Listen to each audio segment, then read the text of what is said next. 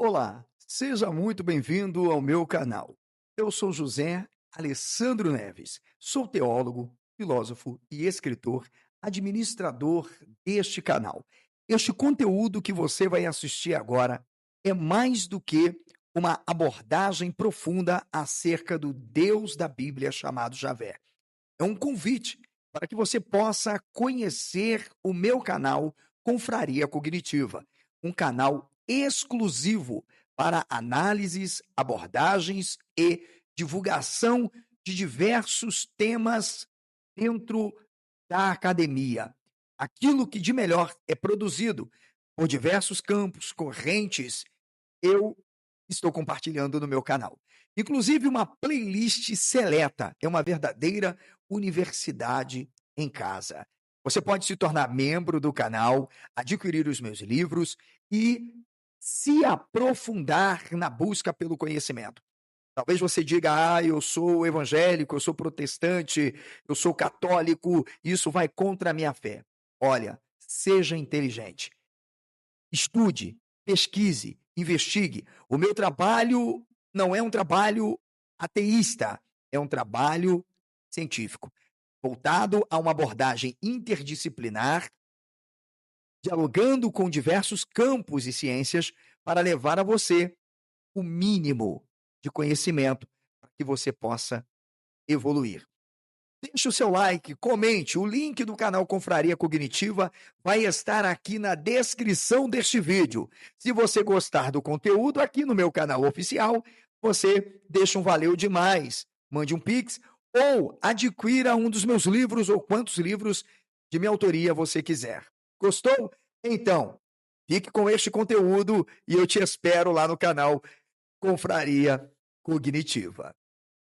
Olá, minha gente querida de todo o Brasil, sejam todos muito bem-vindos. Hoje nós vamos tratar de um assunto muito interessante, um assunto polêmico, um assunto que não agrada aos círculos religiosos, mas que dentro da academia é debatido de maneira muito própria, não há grandes problemas em relação ao debate. Por quê?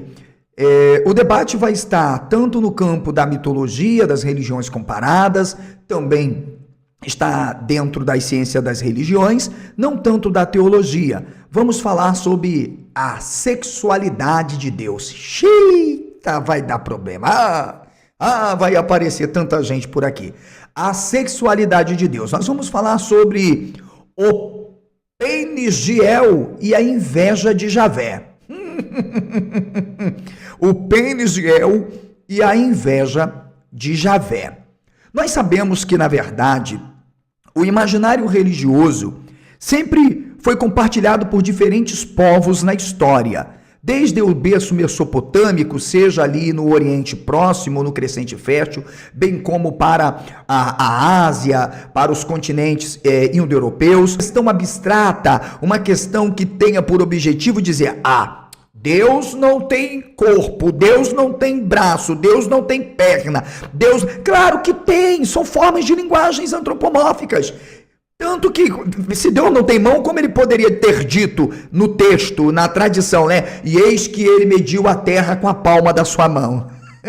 Então é preciso entender toda uma figura de linguagem, porque é a linguagem que traz o aparato do texto, né, do Antigo Testamento para uma ação simbólica, senão você não vai compreender a Bíblia como um documento de uma época. Sendo assim, então, os mitos são criados justamente para representarem mais os anseios e as expectativas dos homens em relação aos próprios homens. Ou seja, tudo que vem sendo criado, experiência sexual, que é um fenômeno que traz claramente dentro das mitologias do Oriente Próximo, são construções que tendem por objetivo claramente representar a experiência do próprio ser humano dentro de um contexto social e familiar. Então, começando a nossa abordagem, vamos trazer algumas referências teóricas. Hoje nós teremos um convidado super especial na nossa live. Deixa-me dar uma bicadinha aqui no meu suco.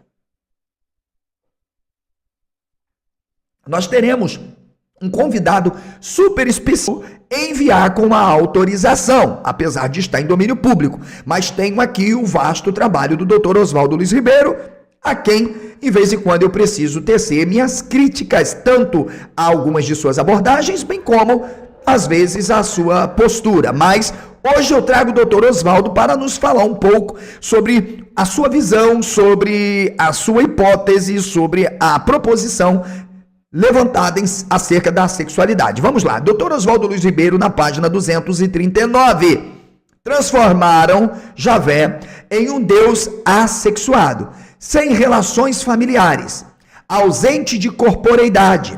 Vale ressaltar que a ausência erótica de Deus é uma consequência do monoteísmo, olha agora aí, ó, anicônico, sacerdotal e exclusivo. Parabéns ao doutor Oswaldo Luiz Ribeiro. Nada diferente do próprio Croato, nada diferente do Reimer, nada diferente do Thomas Homme, nada diferente do Israel Finkelstein, nem do Mauro Liverani. É fato que quem faz mitografia, quem faz mitologia e quem faz indiciarismo, ao entender a documentação e analisando num contexto, ainda que epigráfico, da literatura ugarítica com o Antigo Testamento, vai compreender que isto está acontecendo. É a eliminação da sexualidade de Javé para a construção de um modelo cultico e de adoração e de puritanismo. Vamos seguir? Agora, pessoal, veja só. Quando me perguntam o que a Bíblia fala sobre isso, era o panteão dos deuses. El era procriador mesmo, El mandava ver, o cara, Asherá gostava da coisa. Então veja que um dos maiores motivos que faz com que o Deus hebreu, no âmbito do texto, torne-se revoltado contra El, é justamente, primeiro, porque ele tem um bigolim pequeno, invejoso. Então, negar o mito comparado não significa propriamente reduzir a análise literária. É mais do que isso, é transformá-la totalmente apenas em uma teologia histórico-comparada e não crítico-exegética. Deu para entender? Ok, então vamos continuar aqui, ó. Mas, adversativa, nenhum dos exemplos estas bíblicos, olha agora, tem paralelos precisos ou uso de genealogias de Gênesis, olha aqui, ó. Bom, esse é o diferencial. Agora, lembra que eu tenho um vídeo aqui que eu falo sobre Enoque e eu mostro que lá no mito babilônico, lendo os tablets, mostram que há uma genealogia também. E Enoque, ele descende, inclusive, ao sétimo da linhagem de uma genealogia, assim como o Enoque da Bíblia também é. Mas o nosso guia mais seguro talvez seja a visão de Jeremias. Olha como você faz análise exegética. Jeremias é um texto pré-exílico, significa, é um texto anterior do Gênesis. Eu só posso conhecer e compreender o Gênesis se eu entender uma tradição anterior. Assista o meu vídeo aqui também, live aberta, independente de você ser membro, sobre Jeremias, onde eu explico aquela tradição, que é simplesmente, olha aqui agora, de uma terra escurecida e devastada, da qual a vida e a ordem fugiram. Significa, a tradição de Gênesis, ela na verdade dialoga com uma tradição anterior, interna, vamos chamar intracultural, intertextual, que é a tradição do pré-exílico. Significa, aqui nesse sentido, eles se apropriam de todo um campo semântico como Tohu Vavohu, Raquia, Shammai, que está presente em outras cosmogonias para construírem a estrutura literária, mito-poética e histórica de sua realidade. E eu separei aqui o texto de Jeremias 4:23. Vem para cá. Olha o que está escrito em Jeremias 4:23. Veja aqui. Olha. Ra'it et ha'aretz ve'hine tohu vavohu ve'el ha'shamai ve'en oram. Aqui em cima eu separei palavras para você que não sabe hebraico, não sabe porque não quer. Porque o curso mais barato de hebraico hoje na rede social é o meu. E se você se tornar membro do meu canal, assinante exclusivo, ok? Você vai ter um pacote. Você pode ter 2 cursos, escolher o de hebraico e o de exegese, se quiser. Se não quiser, escolhe qualquer outro.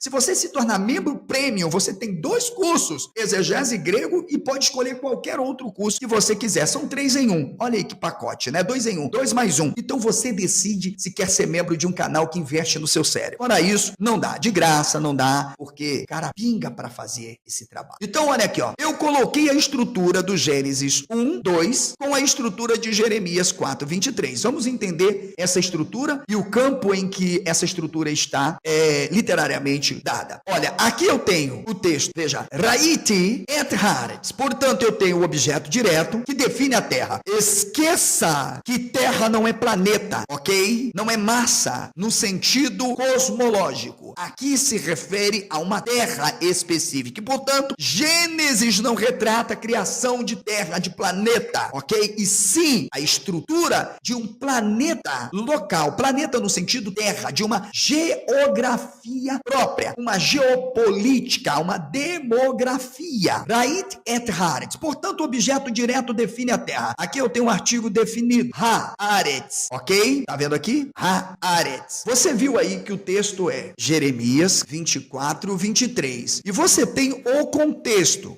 Observei a terra. Prestou atenção? Observei a terra. É péblissa, do grego. É péblissa. Tegen kai idu o ten. Os judeus helenistas que estão traduzindo compreenderam piamente essa ideia de um olhar para um local. Então não é, observei a terra. Olha agora aqui, ó. E eis que era sem forma e vazia. O tenkai estou uranon kai oken tafotautu. No grego, observei a terra. E eis que era sem forma e vazia. Olha agora. Também os céus não tinham sua luz. Ok, peraí. Mas se num princípio criou Deus os céus e a terra, como o profeta Jeremias poderia estar dizendo que a terra não tinha luz e os céus não a exibiam? Não pode. Tá dando para entender?